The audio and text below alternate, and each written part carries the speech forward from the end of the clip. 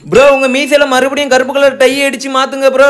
அட ஆமாங்க, இந்த கலர் அடிச்சதுல இருந்து வீட்டுல சோறு தண்ணி கொடுக்கற மாட்டுக்காங்க. எவன் மூஞ்சா பார்த்தாலும் காரி தான் துப்புறான். வீட்டுல கேட்க கூடாத கேள்வியெல்லாம் கேட்காங்கப்பா. வந்துச்சு பாருங்க எனக்கு கோவம். உடனே கிருட்டுன்னு நம்ம சலூன் கடைக்கே போயாச்சுப்பா. சலூன் கடைக்கு போனா சலூன் கடையில என்ன ஏடா நேத்து தான்ல கலர் கலரா டை அடிச்சுட்டு போனா, உடனே என்ன பிளாக் கலர் டை அடிக்கான்னு சொல்லி கேட்டாங்கப்பா. அண்ணா அதெல்லாம் வேற ஒண்ணும் இல்லண்ணே, பழையபடி மீசையை வச்சாதான் வீட்டுல சோறு போடுவேன்ட்டாங்க. இல்லன்னா தெருல தான் நிக்கணும். எப்படி நீங்க டை அடிக்கிறீங்களா இல்லன்னா தெருல நிக்கணும்னு முடிவு பண்றீங்களா? உடனே அந்த அண்ணனும் இறக்கப்பட்டு கிருட்டுன்னு அடிச்சு முடிச்சிட்டாங்கப்பா. ஆனா என்ன காந்து தெரியுமா, ஒரு அரை மணி நேரம் காயின்னு சொல்லிட்டாங்கப்பா. உடனே குலசைக்கு வண்டியை தட்டியாச்சு. எப்படி கொஞ்ச நேரத்துல கழுவிட்டு பார்த்தா எப்படி பழைய மீசை வந்துட்டு பாத்தீங்களா. குலசைக்கு எதுக்கு போனோம்னு பாத்தீங்கன்னா மாலை போட தாங்க போனோம். என்னாச்சுன்னு பாத்தீங்கன்னா ஆடி கூட வருது, அதாவது வர செவ்வாய் தான் ஆடி கூட. அதனால மாலை போட்டு அக்னி செட்டி எடுக்கணும்னு முடிவு பண்ணிட்டேன்.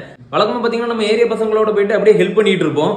இப்போ பாத்தீங்கன்னா நம்மளே அக்னி செட்டி எடுக்கணும்னு சொல்லிட்டு ஒரு முடிவு பண்ணிட்டேன். அதோட ஃபுல் வீடியோ வேணா மறக்காம நம்ம கமெண்ட் பாக்ஸ்ல கமெண்ட் பண்ணிருங்க. அப்படியே நம்ம சேனலுக்கு யாராவது புதுசா வந்திருந்தீங்கன்னா மறக்காம நம்ம சேனலை சப்ஸ்கிரைப் பண்ணி வச்சுக்கோங்க.